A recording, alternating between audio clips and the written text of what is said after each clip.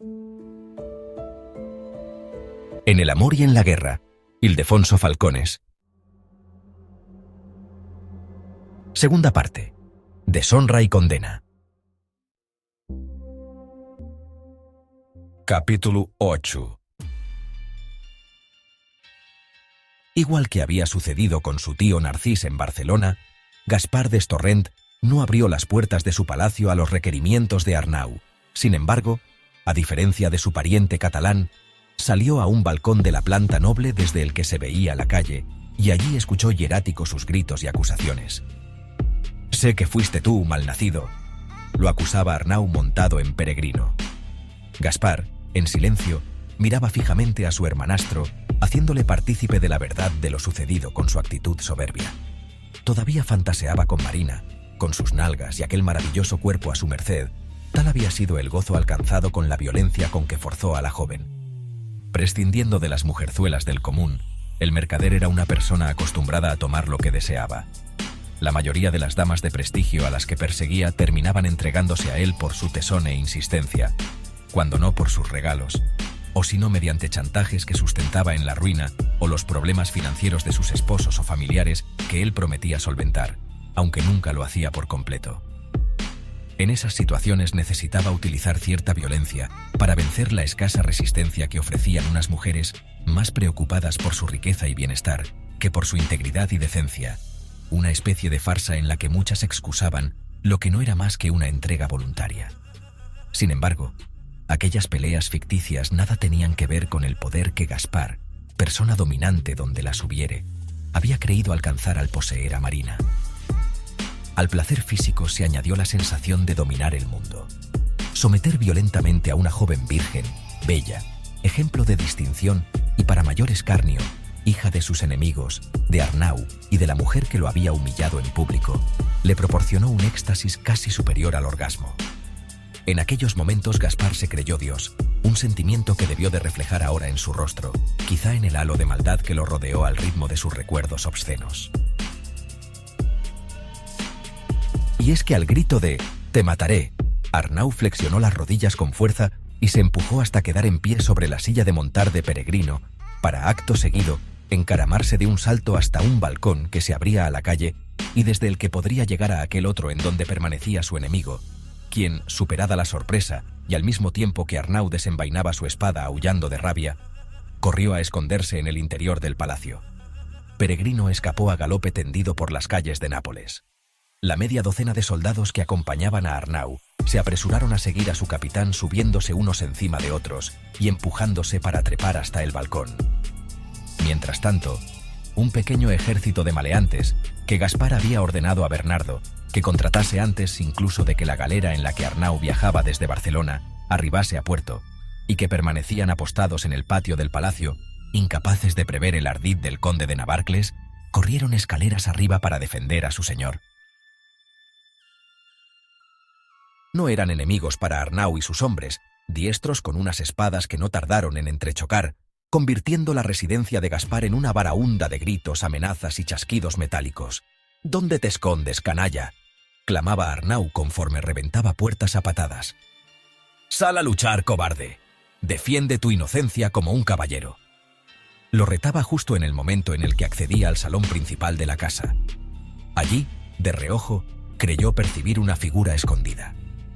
Propio de los traidores, pensó al lanzarse hacia allí con la espada al grito de «Te mataré, perro». Logró detener a tiempo su ataque. Una mujer protegía a dos muchachas jóvenes a las que mantenía a su espalda. La señora, probablemente la esposa de Gaspar por la calidad de sus ropas, no se alteró. «¿Vais a atacarnos?», reprendió a Arnau. «Busco a Gaspar d'Estorrent», gruñó él. «Y lo hacéis aquí, irrumpiendo como un bárbaro en el hogar en el que vive su familia». La mujer permitió que las chicas asomasen el rostro. Una de ellas, la mayor, se atrevió incluso a salir su madre. ¿Así es como se comportan los generales del rey Alfonso? Arnau no escuchaba. La madre observaba el salón al que ya llegaban los soldados de este seguidos con cautela por algunos de los esbirros de Gaspar. La chica, joven, próxima a la edad núbil, irradiando inocencia, mantenía la mirada fija en él. habría dispuesto de esa oportunidad marina, la de mirar a los ojos a su agresor. Arnau movió la cabeza y golpeó el aire con la mano libre. La muchacha se espantó. Él se arrepintió al instante. Eran mujeres. Rindió la espada de inmediato. Sin embargo, sus hombres no lo hicieron, pendientes de unos delincuentes cuyo número se incrementaba en el salón. «Os ruego disculpas, señora», solicitó Arnau, y recibió un ligero asentimiento con la cabeza por parte de la mujer. La osadía y el coraje de Arnau y los suyos fueron suficientes para que el ejército de mercenarios rastreros huyera y se dispersara por las calles de Nápoles sorteando a la guardia de la ciudad que esperaba fuera, advertida a instancias de Gaspar. «Señor duque», titubeó el alguacil al mando de la patrulla. Era incuestionable que no le habían advertido de que quien encabezaba el ataque al palacio de Destorrent era el duque de Lagonegro, en cuyo caso no hubiera acudido. En su calidad de montero mayor y familiar del rey, Arnau solo podía ser detenido por orden expresa de Alfonso, a cuya exclusiva autoridad se hallaba sometido. La figura del alguacil había sido importada por los catalanes para tratar de poner algo de orden en el caos napolitano de los angevinos, aunque el desorden vino precisamente de la mano de la infinidad de alguaciles y ayudantes que con tal propósito se crearon. El rey y su consejo disponían de varios de ellos, cada cual con 8 hombres a su servicio, los mismos que ahora formaban frente a Arnau para cumplir con sus órdenes. Pero también disponían de aquellos oficiales el tribunal de la vicaria y el del gran almirante, así como el capitán de Nápoles, la Casa de la Moneda y otros muchos tribunales que se repartían la jurisdicción exclusiva en los asuntos de su competencia. Los alguaciles, que debían gozar de la condición de caballeros, eran siempre españoles, algo que indignaba a los varones napolitanos, los que exigían al rey que limitase sus atribuciones frente a ellos mismos y a sus feudatarios. Pero Alfonso nunca cedió a esas pretensiones y continuó ejerciendo su poder en todo el reino. La justicia era uno de los caladeros en los que el rey echaba sus redes para obtener dinero, por lo que no tenía intención de desprenderse de prerrogativa alguna. Alfonso ya había concedido numerosos castillos, tierras, independencia y poder a los varones napolitanos. Todo eso conllevaba una importante merma del patrimonio real, de manera que la totalidad de sus súbditos se veían sometidos a una autoridad declaradamente corrupta. Por un pago determinado, cualquier juicio podía paralizarse, ganarse o perderse. La promesa de ayuda bélica, la compra del perdón, todo negocio cabía en una administración siempre necesitada de recursos. La intervención de Alfonso en el ámbito de la justicia llegó al extremo de que, ante un abogado tan hábil como Marrullero, que acostumbraba a ganar causas en perjuicio de los intereses del reino, el rey decretó que, en adelante, todos los pleitos en los que interviniese aquel letrado, tuviera o no razón, fueran sentenciados en su contra. «Disculpad mi atrevimiento», solicitó el alguacil una vez que recuperó la compostura ante Arnau. «Ignorábamos de quién se trataba».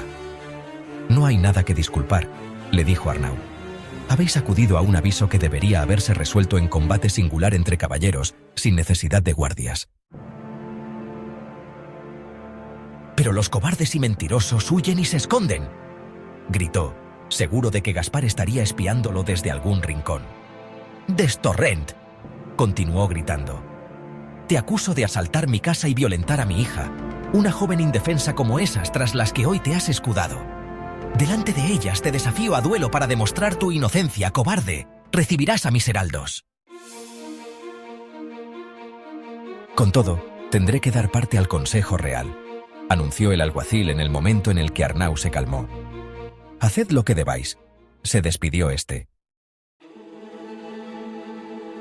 Tras el asalto al palacio de Gaspar, el rey citó a Arnau en Castelnuovo, donde había fijado su residencia, cansado ya de la guerra y decidido a delegar toda responsabilidad militar en su hijo Ferrante, de 25 años y heredero al trono de Nápoles.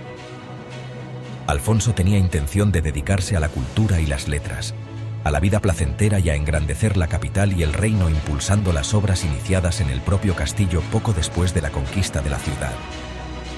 Los angevinos habían cometido el error de recrearse en la magnífica situación de la fortaleza, sobre el mar, el puerto, el arsenal y los astilleros, olvidando su verdadera función, la defensiva. La primera decisión que tomó el rey fue la de cambiar la puerta de entrada del castillo, que los franceses mantenían hacia el puerto y que tanto había facilitado a las naves aragonesas el asedio y la toma de la capital. En lo sucesivo, el acceso sería desde el interior de la ciudad.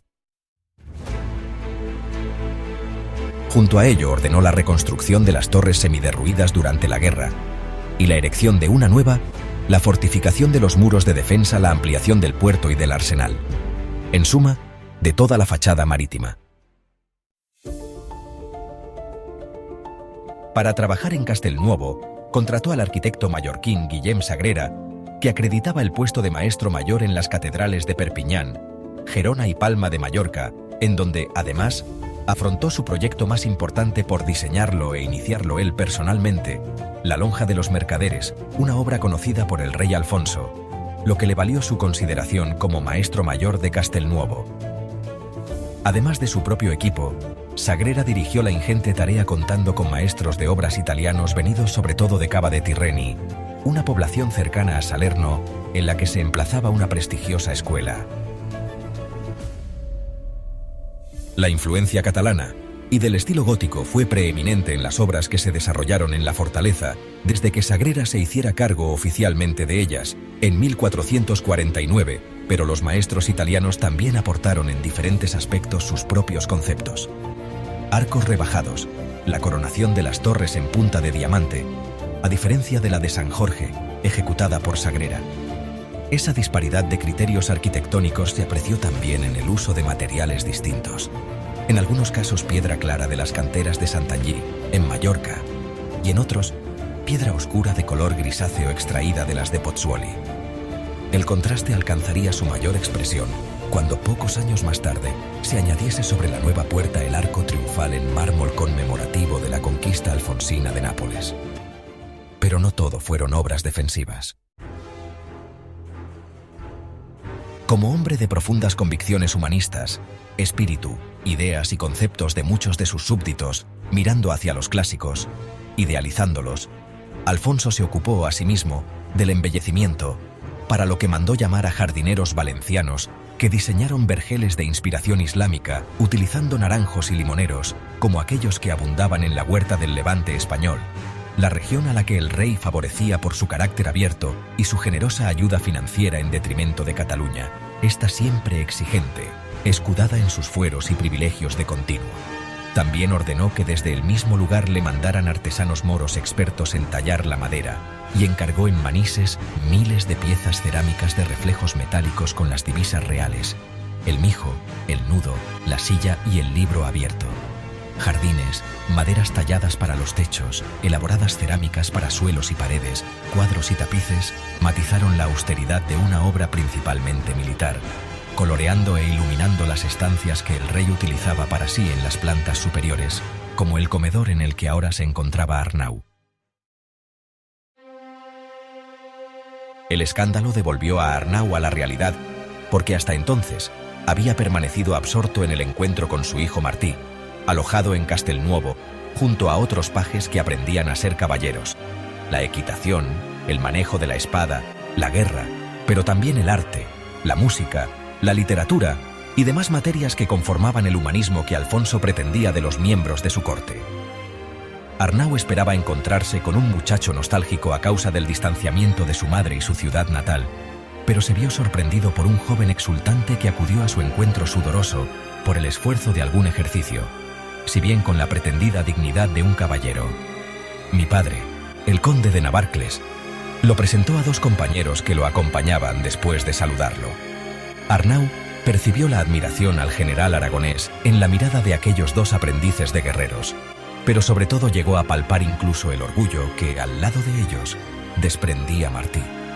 Arnau había recibido todo tipo de beneficios, méritos y bendiciones por su valor y sus victorias en el campo de batalla, desde las de sus hombres, las más sinceras y jubilosas, hasta las del rey. Y aún así era la primera vez que se estremecía ante una muestra de contento y satisfacción, como la que su hijo trataba de reprimir. Carraspeó, y se sorprendió haciéndolo. No acostumbraba a caer en el sentimentalismo. Quizá estaba viejo y cansado, como el rey, quien tras la calamitosa campaña contra los florentinos aseguraba haberse hartado de la guerra, de los constantes desplazamientos con las tropas, del frío, del calor, de la lluvia y de todas las inclemencias climatológicas, de la dureza de la vida del soldado, y tras llevar toda la vida guerreando, había decidido retirarse y disfrutar de la paz y las bondades del reino conquistado. El paje ha conseguido hechizar y confundir al mejor general que ha conocido la historia. Se quejó Arnau cuando se lo comentó Sofía, siempre enterada de todo. No sabría qué decirte, lo refutó ella. Parece que Correales se ha retirado enfermo a Sorrento. Las noticias acerca de su salud no son esperanzadoras. Si te he entendido bien, ironizó Arnau, lo que son es precisamente esperanzadoras. Arnau, se quejó la mujer con hastío. Sigue así, con la delicadeza de una de tus bestias de carga, y será el propio rey el que te dé noticias poco esperanzadoras para ti. Sofía lo trataba con desapego y, sin embargo, ahora se le había agarrotado la garganta cuando pretendía dirigirse a aquellos 3 jóvenes. Volvió a carraspear y charló un rato con ellos. Les preguntó por sus actividades y sus maestros, y con esa conversación en la memoria estaba en el momento en que sonaron las trompetas. El rey se acomodó en el centro de una mesa cubierta con un mantel rojo bordado en oro material, del que estaban hechas las copas, flanqueado a un lado por su hijo Ferrante, duque de Calabria, y al otro por el arzobispo de Nápoles. Tal como Sofía le había anunciado, Arnau confirmó la ausencia del joven paje al que el monarca se había entregado. Al resto de los presentes, probablemente 30 entre nobles y religiosos, calculó Arnau, la gran mayoría de ellos aragoneses, los distribuyó el mayordomo en una larga mesa enfrentada a la distancia de unos pasos a la del monarca. El bastón del mayordomo indicó a Arnau el lugar de honor que le correspondía, delante del duque de Calabria, al que saludó con una inclinación de cabeza algo menos solemne que la que le había dirigido a su soberano padre, para terminar con un simple, rápido y leve asentimiento hacia el religioso, indiferencia que Alfonso le recriminó con aquel lenguaje que solo quienes habían combatido juntos podían apreciar. Arnau, sin embargo, celebró la imperceptible amonestación. Lo que más podía preocuparle era la indiferencia del rey, pero Alfonso acababa de recordarle los vínculos que siempre los mantendrían unidos, los de la sangre, los de la victoria. Cuando todos estuvieron sentados, una multitud de servidores inundó la sala, portafuentes y portaescudillas, coperos, trinchantes, botilleros, panaderos, todos apresurándose por complacer a los comensales. Al mismo tiempo acudieron juglares, bufones y músicos que se alternaban en sus oficios de entretenimiento discurriendo entre las 2 mesas. Charlas, música, gritos, poemas y leyendas, carcajadas, aplausos que llenaron el espacio entre el resonar de platos y entrechocar de copas. Arnau disfrutó de una cena tan exquisita como abundante porque, en su lugar de privilegio, recibía una ración mayor que quienes se sentaban a lo largo de la mesa, cuyas porciones iban menguando a medida que se acercaban a los extremos. 2 fueron los platos principales. El primero de ellos, atún a la cazuela con pasas, almendras y piñones y salsa hecha con vinagre, todo cocido con canela molida, miel y azúcar. El segundo, el llamado manjar real, piernas de carnero cocinadas en leche de cabra y harina de arroz. A media cocción, se deshilaban en hebras finas las piezas de carne y se dejaban al fuego en una olla que siempre debía ser nueva, hasta que el guiso tomaba el aspecto similar al queso mantecoso. En ese momento se le añadía azúcar fino, agua de rosas y azafrán para dar una tonalidad amarillenta a la carne, lista para ser servida. Ya en los postres, en el apogeo de la noche, mientras Arnau daba cuenta de un exquisito membrillo cocido con almendras y vino y aderezado con azúcar, canela, clavo y nuez moscada, las trompetas volvieron a sonar inesperadamente.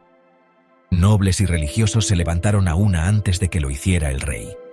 Cayeron algunos vasos y copas debido al ímpetu y a la ebriedad de bastantes de ellos. Los artistas detuvieron sus representaciones y permanecieron quietos, al igual que los numerosos miembros del servicio. «Continuad y disfrutad», los instó Alfonso, que acompañó sus buenos deseos con un gesto de la mano. El rey se retiró, seguido por el duque de Calabria y el arzobispo de Nápoles. Al instante se les unieron los miembros más significativos del Consejo Real y que gozaban de la confianza de Alfonso, todos nobles y españoles, algo de lo que los napolitanos se quejaban sin éxito, el senescal, el racional, el propio mayordomo, el obispo de Valencia, el chambelán, el protonotario, 5 varones más y el montero mayor, Arnau Estanyol. Desde el comedor se dirigieron a una estancia grande que llamaban la Glorieta, decorada al gusto de Alfonso con los azulejos de reflejos metálicos que había encargado en Manises con tapices en las paredes y madera tallada en los techos, donde acostumbraba a despachar con los embajadores y los más allegados. Tomaron asiento, en ese caso en semicírculo alrededor del rey, quien cedió la palabra al protonotario. Duque de Lagonegro, se dirigió este a Arnau. Elogiamos y agradecemos vuestra labor en tierras catalanas, pero nos interesaría también conocer vuestra opinión acerca de la verdadera situación en ese reino. Los embajadores que acuden desde Barcelona nos trasladan una visión poco objetiva, atrevidamente interesada. Su Majestad, como no puede ser de otra manera, dispone de sus informantes, la reina María la I, pero no está de más vuestra percepción. Transcurrieron unos incómodos instantes de silencio, durante los cuales Arnau sopesó qué debía y qué no debía contar, algo que no había decidido pese a la terminante advertencia de Sofía. El rey te preguntará: no nos busques más enemigos, te lo ruego, piensa en tu familia. Con los de Estorrent nos basta. Todos los miembros del Consejo Real son españoles. Todos tienen familiares, amigos e intereses en Cataluña. Muchos ni siquiera quieren vivir en Nápoles y van y vienen en contra de su voluntad, obligados por el rey. Tenlo en cuenta. La recomendación de Sofía no quedó ahí. Alfonso está arruinado, le anunció también. Son altivos, soberbios y egoístas, se decidió Arnau olvidando toda precaución. Y contó sin ambajes la situación en la que vivía Cataluña y más específicamente Barcelona, donde la sociedad se había dividido en 2 grandes partidos, el de los artesanos y mercaderes, y el de los ciudadanos honrados y nobles, bandos que ya planteaban una guerra abierta por el control de las instituciones ciudadanas. Se explayó en las aspiraciones de los remensas y en el trato vejatorio e inmisericorde que recibían de sus señores, alabando el acierto de la política de apoyo por parte de la reina María y del propio monarca. Considero, terminó anunciando, que la situación podría degenerar en una guerra en Cataluña. Algunos miembros del Consejo Real reaccionaron con aspavientos, con comentarios ofensivos y hasta con alguna que otra burla. El rey los hizo callar. Sabéis, elevó la voz sobre sus súbditos, que algunas peticiones de los catalanes han sido indecentes, impertinentes y deshonestas en traicionero ataque a la dignidad real. Dejó que sus insultos se estrellasen contra todos los rincones de la Glorieta antes de continuar. Nos enfrentamos a súbditos envanecidos que ponen en duda la autoridad del monarca que Dios ha ungido. Gritó. Nobles, ciudadanos y mercaderes enriquecidos, refugiados tras los usadges, las constituciones y los capítulos de corte, y en unos pretendidos privilegios y usos y libertades que dicen protegerlos. Alfonso se sofocó a causa de la ira. Nadie se atrevió siquiera a moverse, y los pensamientos de muchos de ellos se remontaron al momento en el que el rey Fernando, el padre de Alfonso, fue humillado por los barceloneses obligándolo a pagar, como si de un villano se tratase, el impuesto sobre la carne que se consumía en la corte y que el monarca defendía que no debía satisfacer. Los avaros mercaderes ganaron aquel envite sin entender que perdían el afecto de una dinastía que, ya encabezada por Alfonso, ni siquiera deseaba pisar Cataluña. Tal era la inquina del rey hacia los catalanes que lo que impedía allí, la explotación de los remensas, lo permitía en el reino de Nápoles. Aquel era uno de los agravios en el que más insistían sus súbditos españoles, pero lo que no entendían, o no querían entender, era que en sus nuevos territorios conquistados el soberano asumía y garantizaba la existencia de una nobleza feudal con derechos sobre sus vasallos que en ocasiones llegaba a extenderse hasta el imperio de condenarlos a muerte. Y él, Alfonso V de Aragón, Bilbao de Nápoles, se alzaba como señor de todos ellos por la gracia de Dios. Lo que no soportaba era la existencia de burgueses ennoblecidos, advenedizos y mercaderes que se escudaban tras leyes infames obtenidas mediante la coacción en momentos históricos de necesidad y que atentaban contra el poder real. En ese instante Arnau empatizó con su rey, y con el desprecio hacia su madre por parte de mercaderes, principales y hasta de los curas de Santa María de la Mar quemándole el recuerdo, compartió sus sentimientos. Sin embargo, como Sofía le había advertido, muchos de los consejeros reales pensaban de manera diferente por los lazos familiares, los vínculos económicos y los intereses de diversa índole que mantenían en Cataluña, y si bien no se atrevían a discutir con Alfonso, no sucedía lo mismo con Arnau Estanyol. ¿Y habéis tenido que traer a Nápoles las rencillas catalanas de las que habláis?, le recriminó en un tono de voz elevado un conde cuando Arnau ya hacía el ademán de retirarse. ¿Qué insinuáis? ¿Que habéis asaltado el palacio de uno de esos catalanes enriquecidos y ennoblecidos que tanto habéis repudiado?, contestó ahora el propio duque de Calabria. Arnau no se sorprendió por las palabras de Ferrante. El hijo de Alfonso no pretendía tomar partido en contra de su padre, sino aprovechar el altercado para socavar su prestigio. Ferrante contaba con algunos años menos que Arnau, y en muchas ocasiones, sobre todo a medida que intervenía activamente en las campañas bélicas y en las partidas de caza a las que era tan aficionado como su padre, se había mostrado celoso del afecto y hasta del respeto de éste hacia su general. Como era de esperar, Arnau no supo gestionar esa situación anímica que escapaba a su comprensión e incluso intuición, y el duque, de carácter despótico, terminó instalándose en una animadversión irracional hacia el conde de Navarcles y duque de Lagonegro. Alfonso se mantuvo al margen de la disputa, mientras parte de sus consejeros se enardecían ante el apoyo del heredero al trono. Destorren es un caballero que financia generosamente las necesidades de la corona, afirmó un tercero. Un familiar del monarca no puede asaltar su palacio poniendo en riesgo relaciones tan fructíferas para acusarlo de haber violado a la hija de su amante. La referencia a Marina y Sofía rezumaba el mayor de los desprecios. Arnau no consintió la ofensa. «Os exijo respeto», contestó señalando al varón que había hablado. «Esa joven es la hija de un valiente que dio su vida por el rey y por Nápoles. Destorrent cobra intereses usurarios por su ayuda. Si alguien fue generoso con este reino, ese no fue otro que Giovanni di Forti, barón de Castelpetroso. Su apelación al honor y a la sangre no bastó para acallar los ataques del consejo. Ya se encontró, juzgó y ejecutó a los responsables de la desgracia de la hija de di Forti». Intervino uno de los religiosos. No fueron ellos quienes idearon el asalto. ¿Quién sois vos para poner en duda la justicia del rey?, saltó otro varón interrumpiendo las palabras de Arnau. El procurador de Destorrent os ha denunciado al consejo por el asalto a su palacio y las calumnias que habéis vertido sobre su persona, indicó el arzobispo de Nápoles. Arnau cruzó su mirada con la del preboste y en su rostro abotargado por los excesos, reconoció la avaricia, vicio que Gaspar manejaba con soltura. Las aserciones de los demás miembros lo convencieron de que aquello estaba planeado. Lo juzgarían y lo condenarían.